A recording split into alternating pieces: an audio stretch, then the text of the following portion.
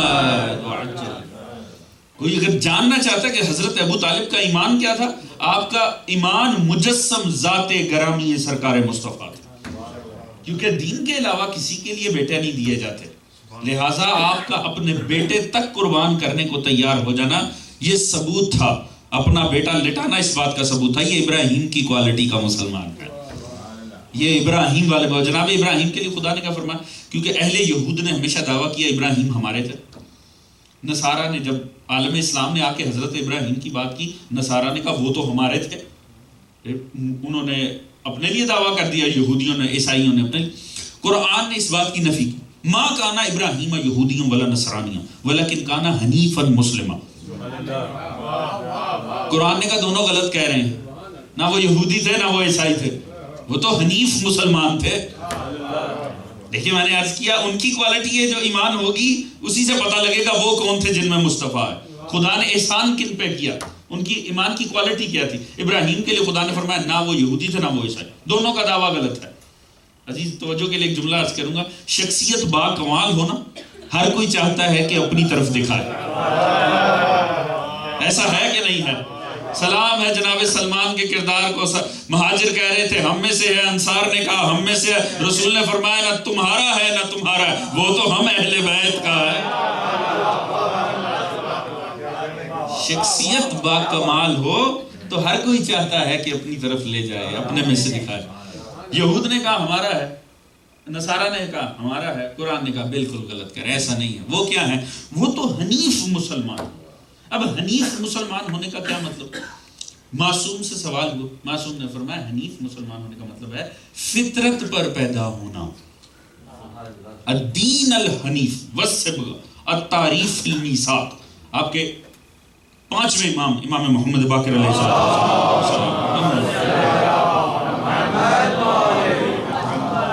امام نے فرمایا یہ وہ ہے دین حنیف کی تعریف خدا نے کب کی؟ اس کی یوم میثاق تعریف کی. یوم میثاق وہ جو اللہ رب العزت نے عالم ذر میں ایک عہد الست لیا تھا. وَإِذْ أَخَذَ رَبُّكَ مِن بَنِي آدَمَ ذُرِّيَّتَهُمْ وَأَشْهَدَهُمْ عَلَىٰ أَنفُسِهِمْ أَلَسْتُ بِرَبِّكُمْ قَالُوا بَلَىٰ شَهِدْنَا أَن تَقُولُوا يَوْمَ الْقِيَامَةِ إِن كُنَّا عَنْ هَٰذَا غَافِلِينَ. خدا فرماتا ہے عالم ذر میں ایک عہد لیا تھا خدا نے، تمام خلائق کے انسانی کو پشت آدم سے اخذ کر کے نکال کے اپنے سامنے رکھ کے ان سے سوال کیا أَلَسْتُ بِرَبِّكُمْ، کیا میں تمہارا رب ہوں؟ تمام انسانیت نے کہا سرکار یقیناً آپ ہمارے رب ہیں. قالوا بلا، بے شک.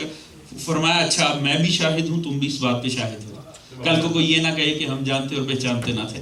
تو معصوم نے فرمایا دین حنیف کا مطلب ہے فطرت پر پیدا ہونا. اسی لیے فرمایا کل مولود یولد علی فطرت الاسلام، ہر پیدا ہونے والا فطرت اسلام پہ پیدا ہو رہا، یعنی ہر بچہ جو پیدا ہوا وہ بنیادی طور پہ مسلمان پیدا ہو رہا. یعنی دین حنیف پہ ہونا یعنی پیچھے سے توحید اپنے سینوں میں لے کر آنا.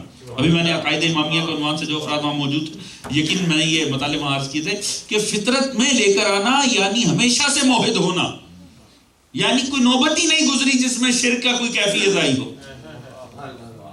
کلمہ وہ پڑھتا ہے جو پہلے زیادہ حق سے ہٹا ہوا ہو. توجہ ہے جانے محترم؟ کلمہ تو اسے پڑھنا ہے جو کہیں ادھر ادھر ہو گیا تھا، جو کبھی ڈی ٹریک ہوا ہی نہیں، وہ کیسے واپس آئے؟ توجہ ہے جانے محترم؟ کیونکہ دیکھیے کلمہ پڑھنے سے ایمان ثابت ہو یا نہ ہو، کیونکہ ہم نے دیکھا کئیوں نے کلمے پڑھے ایمان کبھی نہیں آیا. کلمہ پڑھنے سے ایمان ثابت ہو یا نہ ہو، اتنا ثابت ہو جاتا ہے پہلے بے ایمان تھا.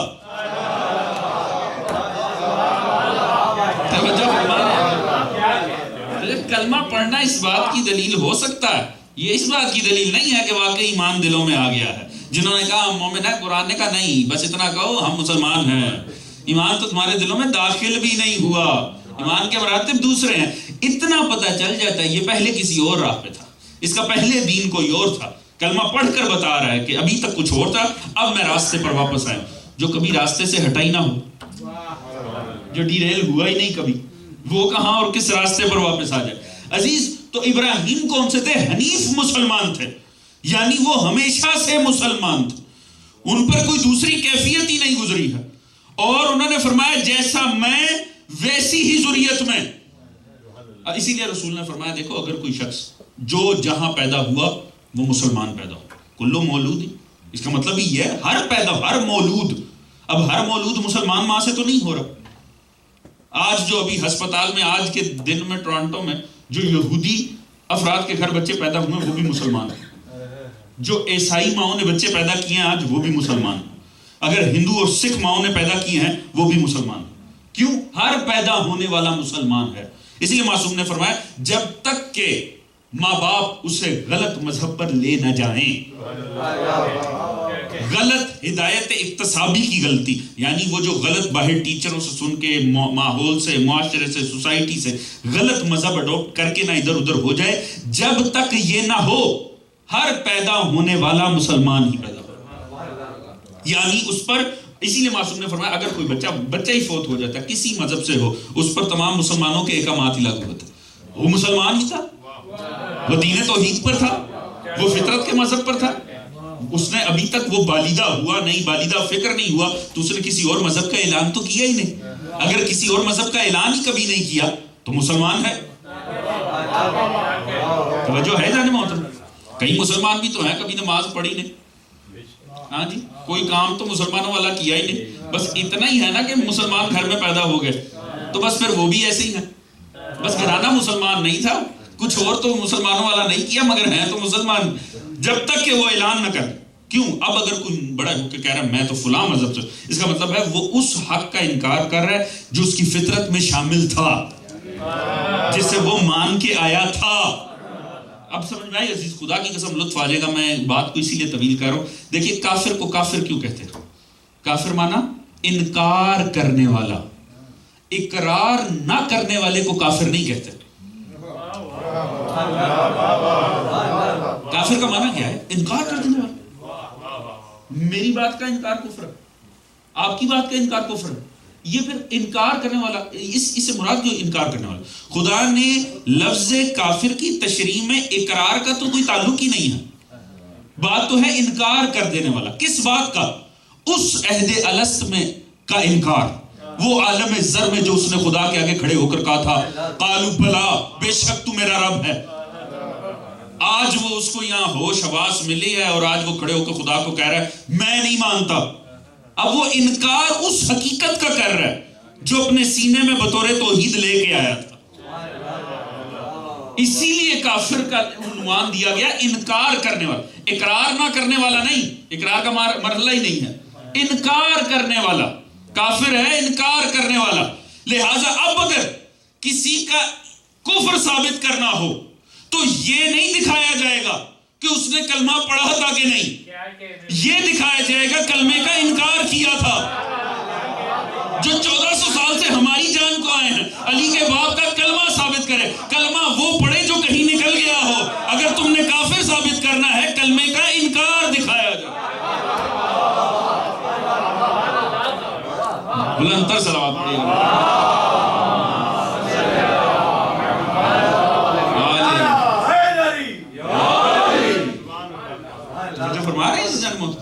لہٰذا اسی لیے کافر یعنی انکار کر دینے والا، کافر تو ہے ریجیکٹ کرنے والے کو۔ اس لیے میں کہتا ہوں شکر کیجئے دنیا ہمیں کافر کہتے ہیں۔ کیوں؟ کیونکہ ان زبانوں سے مسلمان کہلانا وہ مسئلہ ہے، کیونکہ ان زبانوں نے کل ایمان کے باپ کو کافر کہا ہے۔ ہمارا افتخار ہے کہ انہی زبانوں سے ہمیں بھی وہی سند ملے، کیونکہ ان کے کافر کہنے سے ہم کافر نہیں ہوتے۔ اتنا پتہ چل جاتا ہے ہمارا ایمان کل ایمان کے باپ کے ایمان کی مثل ہے۔ یہ تو سند ہے یار، توجہ ہے جناب، یہ تو سند ہے، شکر ادا کرنا چاہیے عزیز۔ لہٰذا ان میں آئے جو ابراہیم کی کوالٹی کے مسلمان تھے۔ جناب ابراہیم نے دعا مانگی، صرف آمد مصطفیٰ کی دعا نہیں مانگی کہ بھیج دینا، نہیں، ان میں پہلے مجھ جیسے مسلمان رکھنا پھر ان میں بھیجنا۔ یعنی صرف رسول ہی دعائے مصطفیٰ نہیں ہے، ابو طالب بھی دعائے ابراہیم ہے۔ توجہ ہے نا محترم؟ صرف رسول دعائے ابراہیم نہیں، ابو طالب بھی دعائے ابراہیم ہے، عبداللہ بھی دعائے ابراہیم ہے، یہ پورا گھرانہ دعائے حضرت ابراہیم ہے۔ یہ تو انبیاء نے مانگ کے گھرانہ منگوایا ہے۔ توجہ ہے نا؟ قرآن اٹھا کر پڑھیے، یہ تو مانگ کے بلایا گیا ہے گھرانہ۔ صرف رسول نہیں مانگا ابراہیم نے، پورا گھرانہ مانگا ہے. پہلے مجھ جیسے مسلمان میری ذریت، پھر ان میں. اسی لیے رسول نے دنیا میں تشریف لا کے فرمایا میں دعائے ابراہیم. رسول نے فرمایا، حدیث رسول ہے، آپ نے فرمایا میں دعائے ابراہیم. اور ہم نے دیکھا قرآن میں آپ نے باقاعدہ جناب ابراہیم نے دعا مانگی، وَبَعَثْ فِيهِمْ رَسُولًا مِّنْهُمْ يَتْلُو عَلَيْهِمْ آيَاتِكَ وَيُعَلِّمُهُمُ الْكِتَابَ وَيُزَكِّيهِمْ. اسی لیے یہ چار امور گنوائے. خدا نے تھوڑی ترتیب کو پہلے کر دیا، طہارت کو شروع میں لے آیا علم و حکمت سے، اور 3 جگہ قرآن میں گارنٹی دی ہاں یہ جو میں نبی بھیج رہا ہوں هُوَ الَّذِي بَعَثَ فِي الْأُمِّيِّينَ رَسُولًا مِّنْهُمْ يَتْلُو عَلَيْهِمْ آيَاتِهِ وَيُزَكِّيهِمْ وَيُعَلِّمُهُمُ الْكِتَابَ وَالْحِكْمَةَ.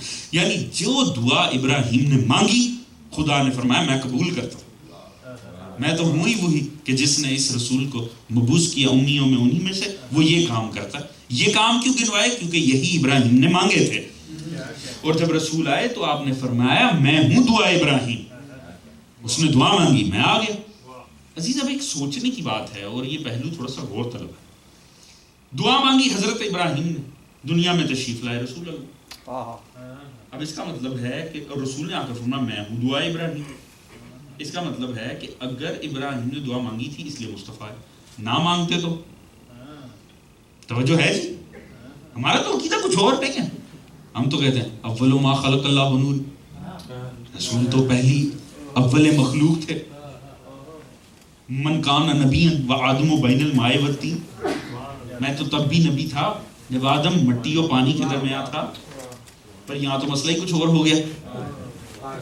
توجہ ہے جی، گھبرا تو نہیں ہے. یہ بھی میری ایک عادت ہے، میں پہلی بتا دوں میں تھوڑا سا گھبرانا جان کے پریشان کرتا ہوں تاکہ بعد میں لطف آئے. لہٰذا اتنا نہ گھبرائیے گا بعد میں لطف بھی نہ آئے. توجہ ہے جی. مگر دیکھیے ہمارے عقائد تو یہی نہیں تھے کہ ابراہیم تو خود رسول کے صدقے میں آئے. یہ ہمارا ایمان.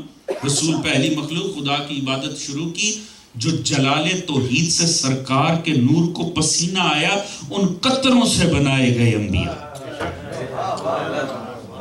ابراہیم یقیناً بڑے افضل ہیں، یقیناً 1.25 لاکھ انبیاء، 313 رسول، 5 اولو العزم، نوح، ابراہیم، موسیٰ، عیسیٰ رسول خدا.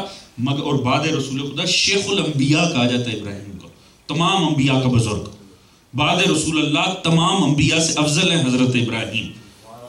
مگر جو بھی مقام ہوگا نور رسالت کے پسینے کے قطرے کا نام ہے ابراہیم. توجہ ہے جانے محترم. خدا جانے جس کے پسینے کے قطروں سے نبی بنے وہ کیا ہوں گے جن کے لیے کہے لحمہم لحمی دمہم دمی. اللہ جانے پسینے کے قطروں میں نبی ڈھل جائیں تو اس کے خون کے قطروں کا عالم کیا ہو.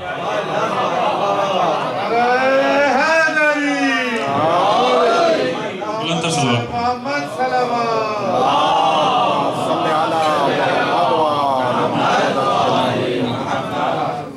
توجہ فرما رہے ہیں عزیزان محترم.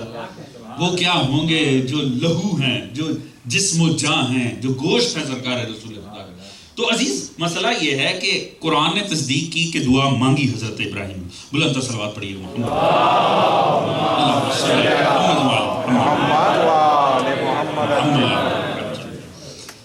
قرآن نے گارنٹی دی کہ ہاں دعا مانگی سرکار حضرت ابراہیم علیہ السلام. دعا مانگی، رسول خدا دنیا میں تشریف لائے اور رسول نے فرمایا کہ ہاں دعا ابراہیم. جبکہ ہمارا عقیدہ کیا ہے کہ سرکار رسول خدا اول مخلوق ہے. انبیاء تو خود سرکار رسول خدا کے صدقے دنیا میں تشریف لائے. لہٰذا اب معاملہ کہاں لے کر جائیں گے؟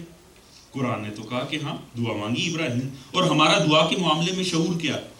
کوئی کام ہو جائے نا جس کے لیے ہم نے دعا مانگ رکھی، ہم کہتے ہیں اللہ کا عرب ہے احسان، اللہ کا بڑا ہی شکر ہے، خدا نے سن لی. ایسے ہی آنے تھی خدا نے سن لی. یہ بات کا مقصد کیا ہوتا ہے یہ کہنے کا خدا نے سن لی؟ اس کا مطلب ہے ہم دعا اور اس کے اثر کے درمیان ایک ربط کو تسلیم کرتے ہیں. ہمارا یہ کہنا کہ اللہ کا شکر ہے اللہ نے مان لی، اللہ نے سن لی، اس کا مطلب ہے ہم یہ سمجھتے ہیں وہ کام ہونا نہیں تھا. چونکہ ہم نے دعا مانگی نا تو خدا نے اب عرب احسان کیا کہ خدا نے اس بات کو تسلیم کر لیا. اس کا مطلب ہے وہ کام ہوا اس لیے چونکہ ہم نے دعا مانگی تھی. اور اس کا مطلب اب دوسرا اگر پلٹا لیجیے معنی کو تو ہم یہ کہنا چاہ رہے ہیں کہ اگر ہم دعا نہ مانگتے تو وہ کام تو ہونا ہی نہیں تھا. اسی لیے تو اب ہم اس کا شکر ادا کر رہے ہیں کہ اس نے ہماری مان لی ہے. توجہ فرما رہے ہیں عزیز. تو یہ ہے ہمارا دعا اور دعا کی قبولیت کے درمیان اس ربط کے تو ہم قائل ہیں. ہم اسی لیے تو خدا کا شکر کرتے ہیں بات پوری ہونے کے اوپر کہ خدا کا اربع احسان اس نے مان لی. اس کا مطلب ہے ہم یہ مانتے ہیں کیونکہ دعا مانگی تھی وہ کام ہوا ہی اس لیے, اور اگر دعا نہ مانگی جاتی تو کام نہ ہوتا. حضرت ابراہیم نے دعا مانگی, رسول دنیا میں تشریف لائے. مانا کیا ہوا پھر دوسری سینس میں, اگر دعا نہ مانگتے تو کیا رسول دنیا میں تشریف نہ لاتے؟ اس کا مطلب رسول آئے اس لیے کہ دعا مانگی ابراہیم. اس کا مطلب سرکار رسول خدا تو دعا ابراہیم کی وجہ سے آئے. توجہ فرما رہے ہیں عزیزہ, معاملہ ہو گیا نا سنگین. جبکہ ہمارا یہ ایمان ہے کہ ابراہیم خود دنیا میں تشریف لائے رسول خدا کی وجہ سے, کیونکہ ختمی مرتبت کو آنا تھا, لہٰذا یہ تمام انبیاء تشریف لاتے رہے. یہ صدقے میں رسول خدا کے, یہ کائنات خلق ہوئی سرکار رسول خدا کے صدقے میں. وہ اول مخلوق رسول اللہ ہے, بعد میں سارے معاملات ہیں, پہلے رسول خدا کی ذات ہے. تو عزیز اب یہ سمجھنے کی بات ہے. دیکھیے ابراہیم ہے کون؟ ابراہیم ہے خلیل اللہ, یہ ہے اللہ کا دوست. دوست جانتے ہیں جی, دوست, اچھا دوست ہمیشہ وہ ہوتا ہے جو دوست کی فکر سے آگاہ ہو. اچھے دوست کی نشانی یہ ہوتی ہے وہ اپنے دوست کے لائکس اور ڈس لائکس کو اپنے لائکس اور ڈس لائکس بنا, اس کی پسند و ناپسند کو اپنی پسند و ناپسند بنا. عزیز مصطفیٰ نے دنیا میں تشریف لانا تھا, سرکار ختمیہ مرتبہ نے یہی کام کرنے تھے. یتلو علیہم آیاتہ ویزکیہم ویعلمہم الکتاب والحکمہ, یہی کام رسول نے کرنے تھے. اچھا دوست ہے ابراہیم, وہ جانتا ہے کہ یہ مصطفیٰ نے دنیا میں آنا ہے, آیات کی تلاوت کرنی ہے, تزکیہ نفس کرنا ہے, علم و حکمت دینا ہے. خدا کی مشیت کو اپنی دعا بنا لیا.